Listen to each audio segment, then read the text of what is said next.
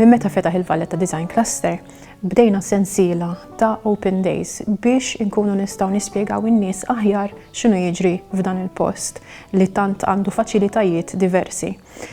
Waħda minn dawn l-inizjattivi huma l-Open Days. Open Days illi qed jiftħu qed jagħtu ċans lin-nies jiġu jaraw li jingħataw tur tal-post, però dejjem b'enfażi naqra differenti skont l-interessi ta' dawk li jkun.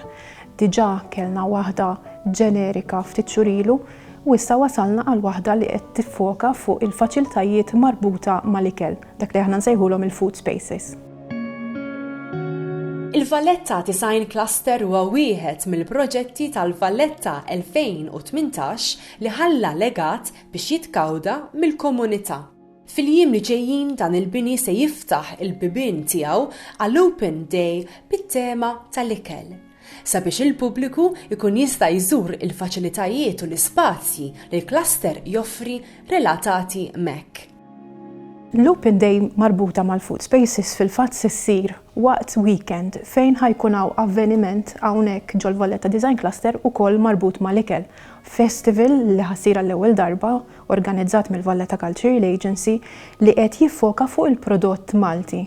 Allura ħadna l-opportunità biex nagħmlu tour li ħatkun apposta għal dawk in-nies li għandhom interess jitgħallmu x'qed jagħmel il-Valletta Design Cluster fejn jidħol ikel, imma anke li forsi jixtiequ jew għandhom intrapriża żgħira jew għandhom ideat kreattivi li għandhom bżonn faċilitajiet ta' kċejjen.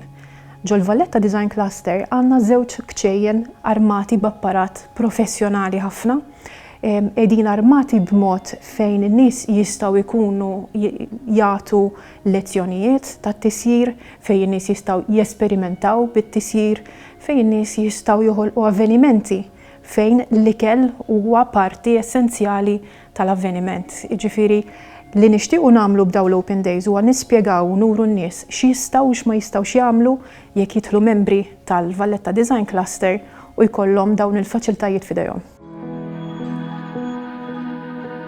Biex tieħu sehem f'din it-tour li se ssir fil-fatt fil-weekend tal-Valletta Local Food Festival, importanti ħafna li tirreġistra għax il-numru ta' postijiet huma limitati. F'dan it-tour ħanduru il-binja kollha ma ħanifukaw l-iktar fuq il-kċejjen, imbagħad ħanħeġġu lil kull min qed jiġi jara fil-fatt dawn il-kċejjen qed jintużaw bħala parti mill-Food Festival, jiġifieri jkunu jistgħu jaraw fil-fatt x'jistgħu jagħmlu b'dawn ir-riżorsi.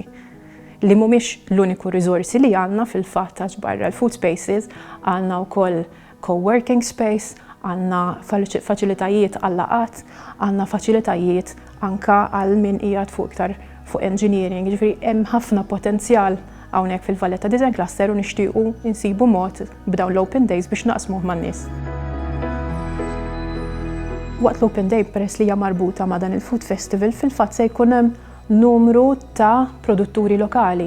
Għandna kokijiet, chefs, għandna nies speċjalizzati li għandhom ħafna għarfien, pereżempju fuq foraging, ħajkun hawn numru ta' talks, ħajkun hemm ħafna affarijiet għaddejjin fl-istess ġranet tal-Food Festival. Fil-fatt l-Open Day se ssir fl-ewwel ġurnata tal-festival fl-20 ta' Ottubru fis-6, imbagħad mill-20 ta' Ottubru sa 22 ikun hemm il-Valletta Local Food Festival li jibda fis-7:30.